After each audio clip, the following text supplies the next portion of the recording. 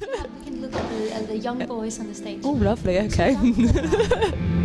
Don't distract me, I'll get hypnotised by the young boys. I like his hair, the guy in the middle. It's cute, isn't it? Yeah.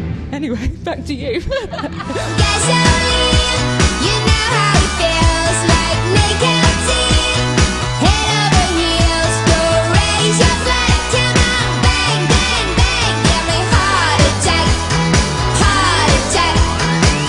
Hi, it's Sophie for Culture Compass, and I'm here at the Scala with Medda of Asteroid Galaxy Tour. How are you today? I'm good, thank you. We just arrived, so...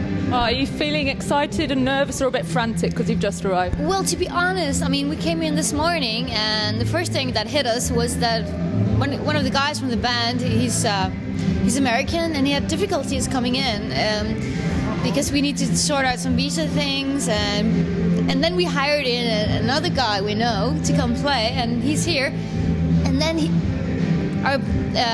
the real guy came back, so now we got 3 horns for tonight, but that's just great. You can never have enough horns. Never have enough horns, that's right. So, you know, it was kind of stressful. This is the first gig on our Europe tour for this year. We have some new songs we never played before, and we've been doing a lot of TV radio shows for the last couple of months, and before that we've been touring, so we can't wait to play a real show. So it's kind of a little bit scary. Yeah. But do you think you've practiced the songs enough? You think you've got them down now? Yeah, I mean, we practice it and it's good. The thing is, you can practice and practice and practice, and sometimes you just need to do it and do it live, and then you learn by doing it live, and then that's great. You know, we have a lot of the new songs we played for last tour, and before that we just added 2 or 3 new again, and that's good to have something you know how to do, and then something that's really what's going to happen, do we remember it? We just need to take the, what do you say, virginity tonight of some of the songs. If you like. Yeah, some of the songs. I don't know if I do. Just the songs. Won't go there. All right. When you sing the new songs, do you find that you can't be as kinetic on stage because you're concentrating a bit more, or do you let yourself go as much as you do with the old ones? No, I mean, you know, me and Lars, we spend a lot of time in the studio working on the songs, you know. We know them so well. It's the thing that to play it with the band and to lean back and know that everyone knows what's going on. To let that go, I feel really comfortable actually with the songs. Both of the songs that are new from the American tour, because a lot of it's going to be new for Europe. It's some different tracks. It's a little bit more stoner, chilled songs. So it's a little bit different from chilled out vibe. Yeah, and that's nice. Mix it up a bit. Yeah. So, like you said, you've been in America and in Europe playing some of these songs and just playing and touring. When you come to England, do you get the sense that we get to you as much as the other countries, or is there a case of winning the audiences over a bit more? What do you think it is? It's been a while since we were here, maybe a little year or something. We played a lot here in the UK, especially London. We've been a band for around 4 or 5 years. I don't feel like the UK is the place where we are being played a lot, or that we play a lot. You know, many places in Europe and in the States we're blown out on radio and, you know, played on television and stuff. So we feel like people need to get to know us here. But again, a lot of people know about it, but it's not, you know, it's good to feel that you need to work something out. We just want to meet people and make people aware that we're here, and to have a good time with us when we play. We were a lot of people on stage when we play, and we love to swap the instruments between, you know, the bass player might play piano, guitarists play bass, and multi-talented bunch. Depending on the song, the horn players play synthesizers and percussion, because we've got so many layers of music going on. So we're definitely a live band. We want to play live, and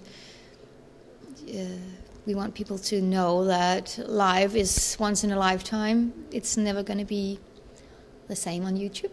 Okay, and it's one to remember always. Yes, you know, that's you need to support the people, the musicians you love. Go see it live, because that's where it happens. I feel the same thing when I go out to listen to my favorite bands. It's very special. You should not forget about that. Exactly. And what was the last gig that you went to?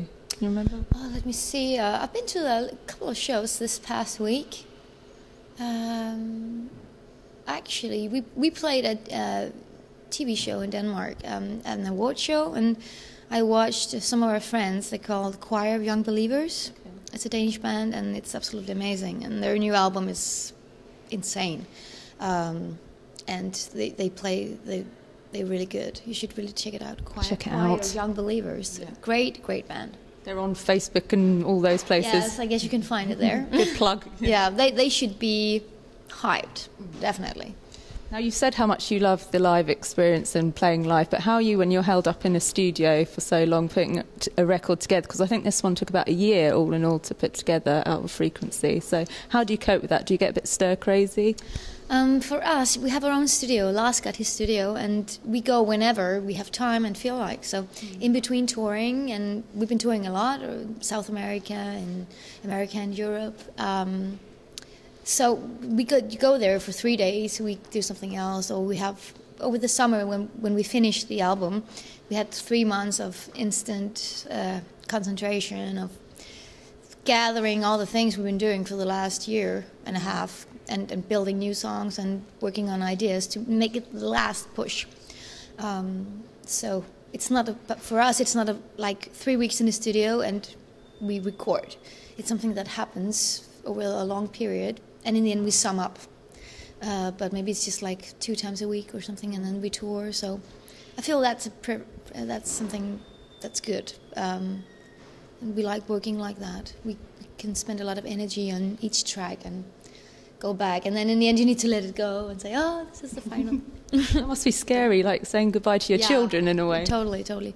Lars is the producer as well, and he spent a lot of time just playing with the sounds, and we listen to it and go back and forth and say, hey, what about this and that? And but that's how it is with music. Then it's the beauty to let it go and play it live. That's very special. You've said that you and Lars differ in opinion quite often, but you respect each other's opinion. What's the thing that always comes up when you're in the studio that maybe that you have a way of doing things that he doesn't like? Or? Well, actually, I think that with making music and listening and using your ears, we're very alike.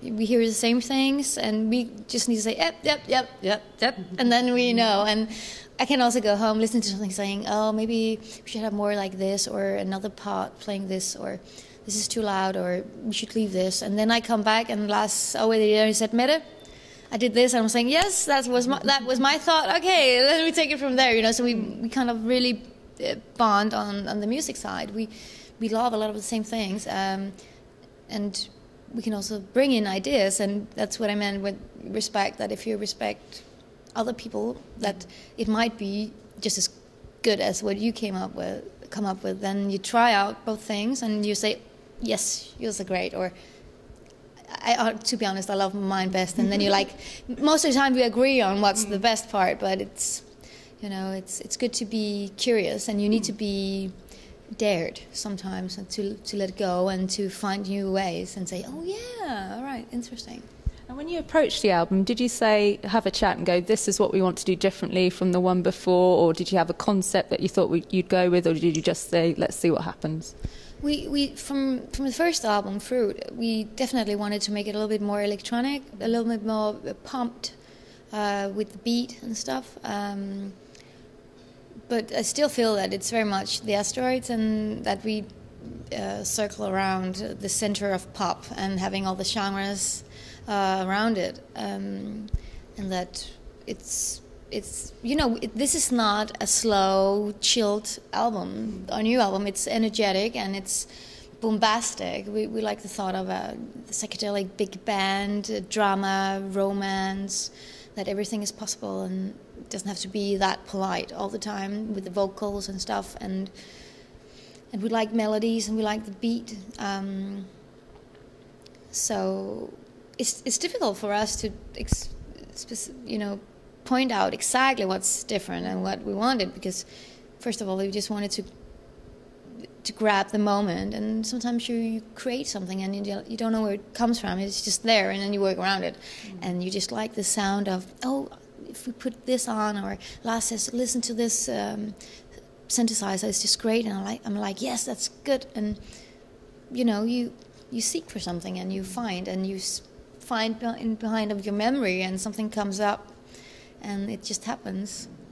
Do you think the fact that your studio was in the red light district had any influence on the sound at all, or the environment that you were in there? Maybe, you know, I mean, we feel that everything around you inspires you, and everything that you been through growing up, everything you listen to, you suck it in your ears and your everything, and it comes out.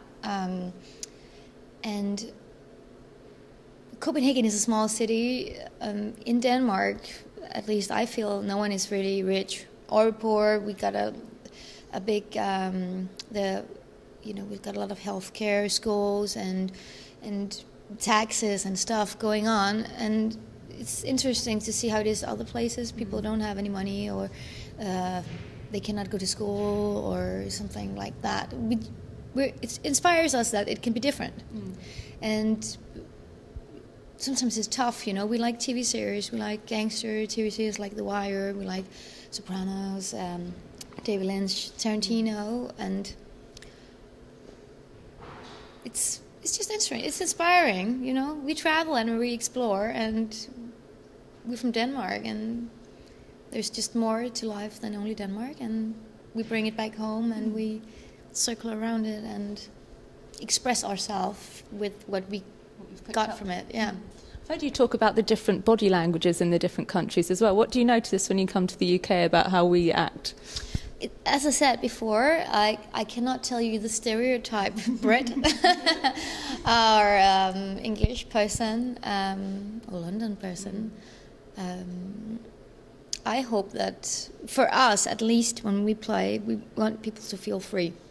Also, you know, the way we play is bombastic, and it's like, ah, and I sing, yo, hey, and you know, you don't be scared. And we just feel like music is, it's something special. You don't need to understand the lyrics to dig music. You can feel it. You got the melodies, you got the chords, you got the beat, everything. But just let go and love it or hate it. I mean, I love myself when I let go at a concert. And sometimes I don't, because it's Tuesday or no one is drunk, or I'm in a mood where I just want to look and I get everything and I'm just standing still. So I don't judge people too much from how they want to suck it in. Of course, and I think most people playing can relate to that. It's like if you have an audience that moves and bounce and react or feel it and show it, that's great, and that gives us 100% more energy to give it even more. You feed off it, don't you? You feed off it, definitely, but it's also all right without. But our music is so it's got so much volume to it. It's like, so it's best if people move. I like that. If they don't, I'm like, something's wrong. The sound is bad, or I mean, I feel like moving when I play our music. Yeah. So. You hope it rubs off on the crowd, really. Ideally, you'd like them to be moving with you, grinding. Great, but I respect however people want to eat the music. But I love it when they move. Hope you're listening. Yes. And I want to go back to the album, because I think in the end, you had about 20 tracks. How did you whittle them down to the final tracks on the album? Was that a debate between you and Lars, or? Well, it's kind of a puzzle in the end, and we wanted to make this kind of soundtrack to our album. So you press play at one, and you go through it, and you watched our movie, our thoughts. We like to create like the characters as cinematic in our songs. It's not about me being a serial killer or something. It's something we create with, of course, the feeling of being lonely or desperate or all the thoughts of feelings. And we had it there, and we're like, okay, maybe this is the best, and this, and then in the end, some tracks were left, and we were like, oh, that's sad, but the others fitted better, so maybe we will use them for something else, or we never use it. And some of the tracks we actually used for bonus tracks for different different places, you know, where you buy it here and you get a bonus track. Yeah. Or like B-sides and things like exactly. that. Yeah. So you need to have the album and then 4 or 5 more tracks for special things. That's kind of frustrating as well. It's like, we want to put it on the album. Everyone should have it. The longest album ever. Ever. 40-track long album, Yeah. isn't it? Couldn't No, sleep. not with your music, No, wouldn't be, would then it? maybe too exhausted and then sleep. I don't know. Are you ever happy when you finish an album? Can you ever listen all the way through and think, that's flawless? Or do you think, oh, I should have changed that, I should have sung that different? That's the thing, you know. But I think that you need to understand and to tell yourself, even though you think there could always be something, you need to let it go. And then you'll be all right. It's in the mixing, the last mixing process, like, should it be louder? Or the choir, the backing vocals, are they loud enough? Or, oh, I feel that hit on the cymbal right there is too loud or something. And then you work it and it's like, fuck it, okay, now it's like this. And then maybe a year after you would say, oh, now because you changed, like you change your clothes, then you like green, then you like something else some other time. But you need to let it go. That's why you create new music, you know? You will always grow, and that's the beauty. If you made one album and that was the one and only, and you would always have the same taste, then it might be boring, you know? You always change. I like to go back to listen to Fruit and say, oh, I really like it, but I haven't listened to it for 2 years or something, or 1 year, and then you go back and you feel happy, but you moved on, and that's all right. And then you make new songs, you know? Do you immediately start thinking about the next album as soon as one's been released, or do you give yourself a little break and say, I'm going to switch off from the songwriting mode? Or... Yeah, I think, you know, like, it's me and Lars, we're the creative core of the band, and Lars is the main songwriter, and we write together, and we spend a lot of time in the studio working on everything. And you need to tell yourself, okay, now this time of mixing and mastering the album, when it's always like, you know, what to do with your energy. But then we've been promoting and been touring, and that's a great way of putting out your energy and feel the feedback from the album and get the feedback. And then after a period of time, you can start grabbing your new ideas. Maybe you come up with a melody line in the middle of your tour bus and you put it down, and you can work on it later when you have some energy time to work on it again. Do you find you're always struck with things like when you're sleeping? Do you ever get a lyric that you're Yes. like, I've got to write? I mean, both me and Lars, and a lot of people I know that are musicians or creative, it's like just before you fall asleep, it's like, then you need to write it down and like hum it into your phone or something, or something. So Annoying for your partners. yeah, maybe. My boyfriend is a musician as well, so He knows what it's like, then he can deal with it. No, but that's funny. You never know. So thank God for the smartphones these days. You can always record. I remember some years ago I had this small digital, one of the first digital recorders, and I was like, yes, and it was so expensive, and I was like, you could always use it. Now everyone's got a phone that can record the ideas. Not necessarily a good thing. That means a lot of bad music potentially, doesn't it? Maybe. I don't know. Yeah. Anyway, I think I've got to let you go now and warm up for your gig tonight. But best of luck. Thank Have a good you. one. Thanks for Look forward to it. having me here. And we are a big band, but I'm just representing all by myself. Well, thank you It's very easier much. instead of, a lot of guys like, woo. Are they a bit like that? All over, like trying to get their word in? No, not like that, but there'll be a lot of noise and where should I sit where, and then too many people, you know? Chaos. Yeah, chaos, and like, so. Well, thank you very much. Well, you're welcome.